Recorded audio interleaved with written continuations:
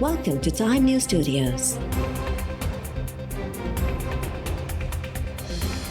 You are watching 9 p.m. Bulletin.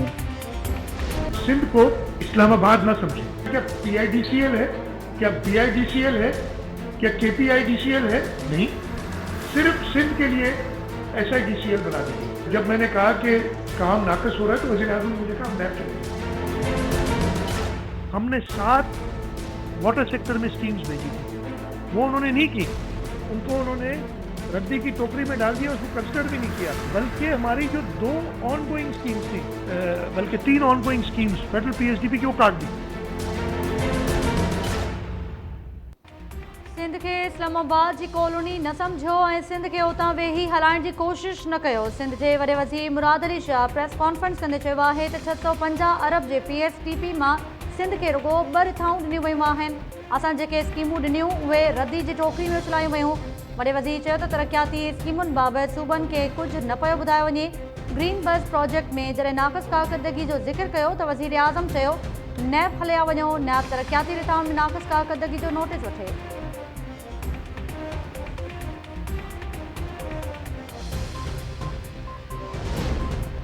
वज़ीर आज़म इमरान खान की सदारत हेठि क़ौमी इक़्तिसादी काउंसिल के इजलास में नए माली साल के तरक्याती बजट 18 सैकड़ों मां घटाए 1413 अरब रुपया मुख़्तस करण की तजवीज़।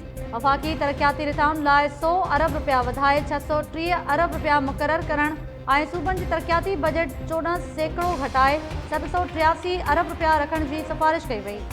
NEC इजलास में ज़रई शोबे लाइ 2.9, सनती शोबे लाइ 2.1 ऐं ख़िदमतनि जे शोबे लाइ 2.8 सैकड़ो हदफ़ मुक़रर करण की सिफारिश।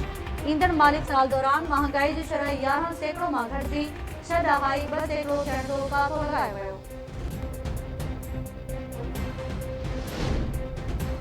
वफ़ाक़ी काबीना तरफ़ां मुल्क में पेट्रोल के हथरादू बहरान की जांच लाइ जुड़ियल कमेटी कम शुरू करे छॾियो।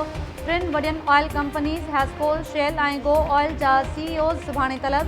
कमेटी पेट्रोल के ज़ख़ीरा अंदोज़ी ऐं ब्लैक मार्केटिंग से जांच करे रिपोर्ट वफ़ाक़ी सरकार आॾो पेश कंदी।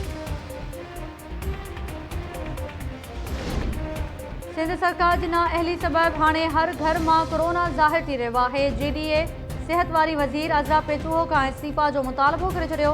नुसरत सहर अब्बासी, सरदार रहीम, हसनैन मिर्ज़ा, आरिफ मुस्तफ़ा जतोई ऐं ॿियनि प्रेस कॉन्फ्रेंस कंदे चयो त सरकारी अस्पतालुनि की हालत इंतहाई ख़राब आहे।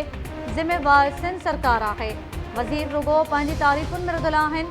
GDA स्टील मिल्स ख़ानगाइण वारे वफ़ाक़ी सरकार के फ़ैसिले की मुखालफ़त कंदे चयो आहे त सिंध सरकार की नज़र स्टील मिल्स की ज़मीन ते आहे।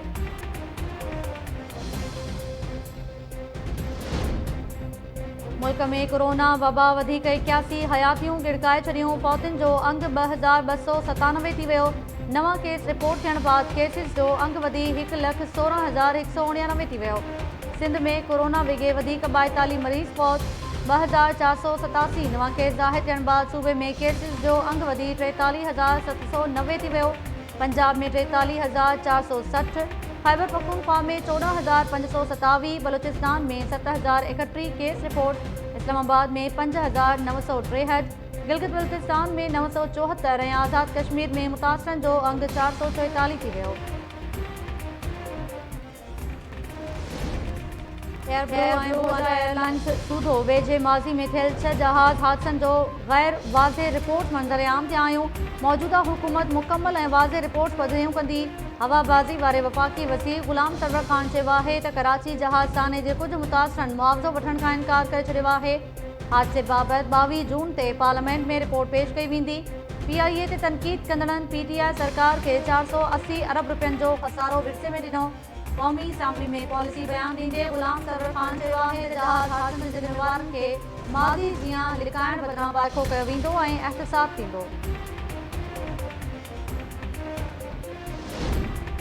कोरोना सूरतहाल सबब PIA में माली बहरान वधी वियो। 2 खां 5 लख ताईं पघार खणंदड़ मुलाज़मनि जी 15 सैकड़ो ऐं 1 खां 2 लख रुपयनि ताईं पघार खणंदड़ मुलाज़मनि जी पघार में 10 सैकड़ो कटौती जो फ़ैसिलो। PIA जे CEO Arshad air marshal Arshad Malik office तोड़े मुलाज़मनि खे ख़त लिखी फ़ैसिले खां आगाह करे छॾियो। ख़त में चयो वियो आहे त 5 लख खां वधीक पघार खणंदड़ मुलाज़मनि जूं पघारूं 25 सैकड़ो घटायूं वयूं आहिनि। पघार में कटौती जो फ़ैसिलो आरज़ी तौर ते वियो आहे। मलेशिया जे मॉडल कॉलोनी में किरी तबाह थियल जहाज़ जो वज़नी हिस्सो फनी माहिरनि जी मौजूदगी में खयो वियो। PIA इख़्तियारनि चयो आहे त जहाज़ जो 17 मीटर ड्रिखो ऐं 5 मीटर वेकिरो हिस्सो घर में दाख़िल थी वियो हो। चित खे टोड़े केतिराई टन वज़नी इंजण खे ॿाहिरि कढियो वियो। रेंजर्स इलाइक़े खे सील करे मलबे जी मुंतक़िली वारे अमल खे महफ़ूज़ बणायो। क्रेन्स सूधो वॾी मशीनरीज़ जी मदद सां कराची एयरपोर्ट मुंतक़िल कयल हिसे जो जांच टीमुनि तरफ़ां जाइज़ो वरितो वेंदो। क़ौमी असेंबली में पीपल्स पार्टी जो स्टील मिल्स जे हज़ारे मुलाज़िमनि जी नेकाली ख़िलाफ़ एहतजाज।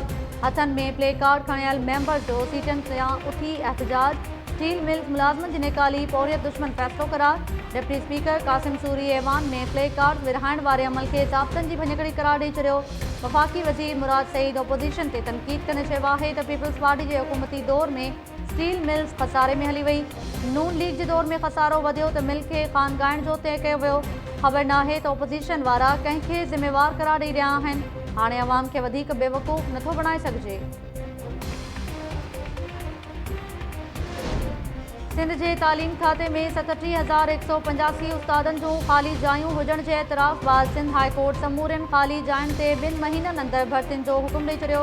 तालीम खाते रिपोर्ट में चयो आहे त सूबे में हिन वक़्तु 1,24,253 उस्ताद स्कूलनि में पढ़ाए रहिया आहिनि।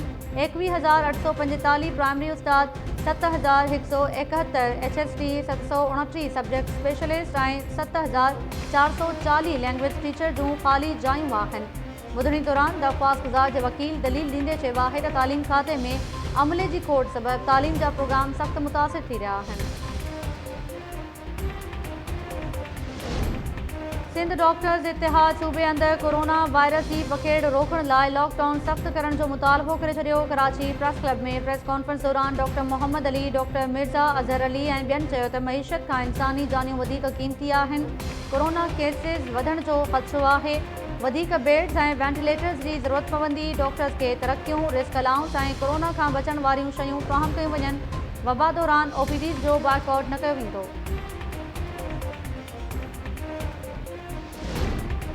सिंध जी क़ौम परस्त पार्टियुनि अवामी तहरीक ऐं SUP पारां पीपल्स पार्टी जी APC में शिरकत खां इनकार। क़ौमी अवामी तहरीक शर्त रखी छॾिया।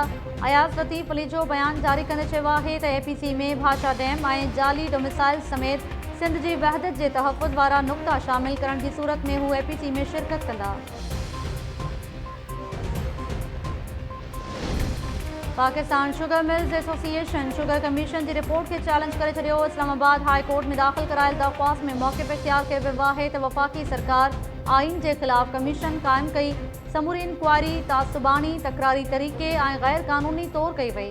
रिपोर्ट में इख्तियार ओरांघिया विया। गैर क़ानूनी कमीशन खे कलदम करार ॾियण जी इस्तदा। दरख़्वास्त में कमीशन सबरा वाजिद जा ऐं ॿियनि खे धुर बणायो वियो।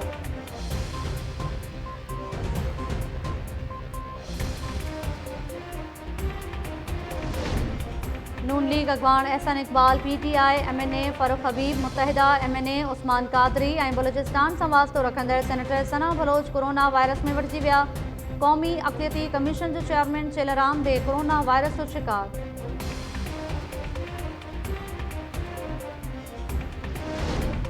कंदकोट में कोरोना में मुब्तला medical officer doctor Younis Channo फौत। घोटकी वासी रिज़वान लुंड कोरोना सबबि रहीमिया खान अस्पताल में दम ॾेई छॾियो। शहदादपुर में कोरोना मुतासिर पीड़ितनि बि ज़िंदगी जी जंग हाराए वियो। चइनि पुलिस अहलकारनि खे वायरस जी तस्दीक। फैसलाबाद एयरपोर्ट ते सिक्योरिटी फोर्स जो दादू वासी डिप्टी डायरेक्टर अब्दुल जब्बार मंगने जो कोरोना विघे फौत थी वियो।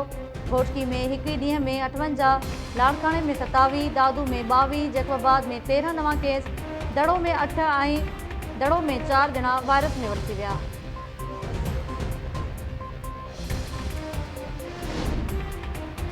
सिंध में ग्रैंड हेल्थ अलायंस जे सर ते 3 ॾींहं बे टोकन हड़ताल। कराची, हैदराबाद, सखर, मीरपुर ख़ास, लाड़काणो, नौशरो फिरोज़, दादू, मातली, दौड़, मेहर, नवाबशाह, मदेजी ऐं ॿियनि शहरनि में OPD जे बाइकॉट सबबि मरीज़ इलाज तोड़े दवा लाइ दरबदर थी विया। ग्रैंड हेल्थ अलायंस मुतालबा मंज़ूर न थियण ते सुभाणे खां अस्पतालनि जो मुकमल बाइकॉट जो ऐलान करे छॾियो। अॻवाननि चयो आहे त 3 ॾींहंनि जे एहतजाज दौरान हुकूमत जे कन ते जूं बि न चुरी। सुभाणे खां मुकमल बाइकॉट जी ज़िम्मेवार हुकूमत हूंदी।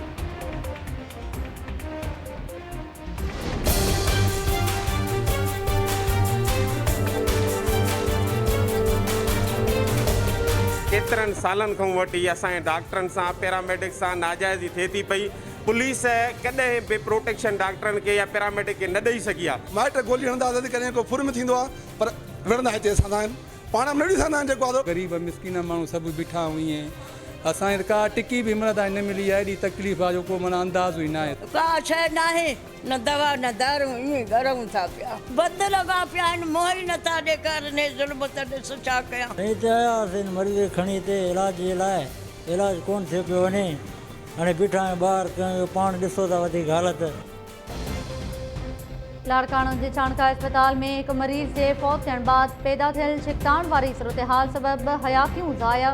मुबैना गफ़लत सबबि फौत थियल मरीज़ जे वारसनि जे एहतजाज ऐं डॉक्टर्स ते तशद्दुद बाद डॉक्टर्स जो बि एमरजेंसी शोबो बंदि करे एहतजाज। वधीक 2 मरीज़ बि फौत थी विया। पुलिस ऐं रेंजर्स मरीज़नि जे वारसनि ऐं डॉक्टर्स सां धार ॻाल्हियूं करे एहतजाज ख़तमु करायो।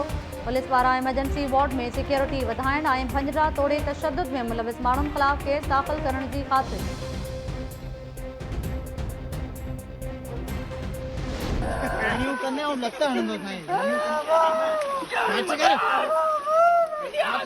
न जहिड़ी जल परी पई आहे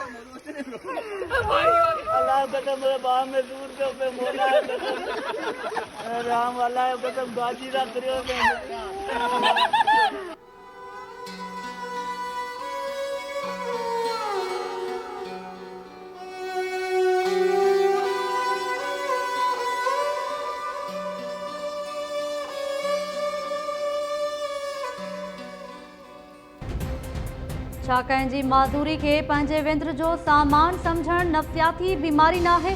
छठे वेझो कुझु ओबाश नौजवान ज़हनी माज़ूर नौजवान खे ज़बरदस्ती पाणी में धिके खेसि अज़ियतूं ॾींदा रहिया। मुतासिर नौजवान मोहसिन खत्री जे मिंथुनि बावजूदि ओबाश नौजवाननि संदसि हिकु बि न ॿुधी ऐं सॼी राति हिकु जॻह ते यकमाल बणाए खेसि परेशान कंदा रहिया। वीडियो वायरल थियण बाद केस दाख़िल, जवाबदार गिरफ़्तार न थिया।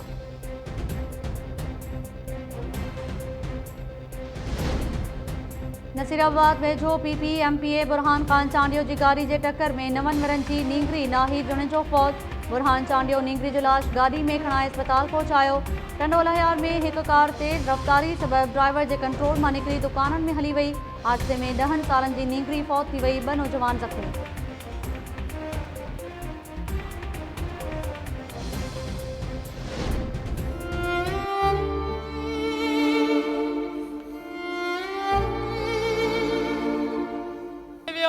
मुझे जाली आयो ना खबर यहाँ पे साल भी नहीं चलो करे गरीबों के बाड़े मारे के बाद दस दी था मुझे रब मुझे तो रे मुझे मासूम बाहर जिल्ला पानी भी ना कादी सबूदी।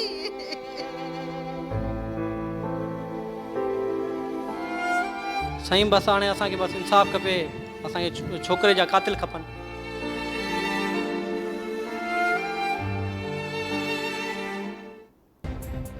ऐं मलीर जे इलाइक़े गुलशन हदीद भरिसां सुमार ॻोठ में जवाबदार 7 वरनि जे नींग अली दोस्त खे मुबैना बदफैली जो निशानो बणाए क़त्ल करे छॾियो। नींग जो लाश ॾिसी वारसनि जूं दाहूं कातिलनि खे गिरफ़्तार करे सख़्त सज़ा ॾियारण जो मुतालबो।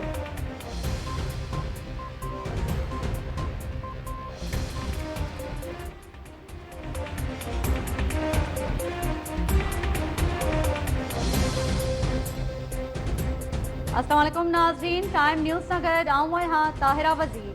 हेडलाइन्स तव्हां ॾिठियूं, तफ़सीली ख़बरूं शॉर्ट ब्रेक खां पोइ।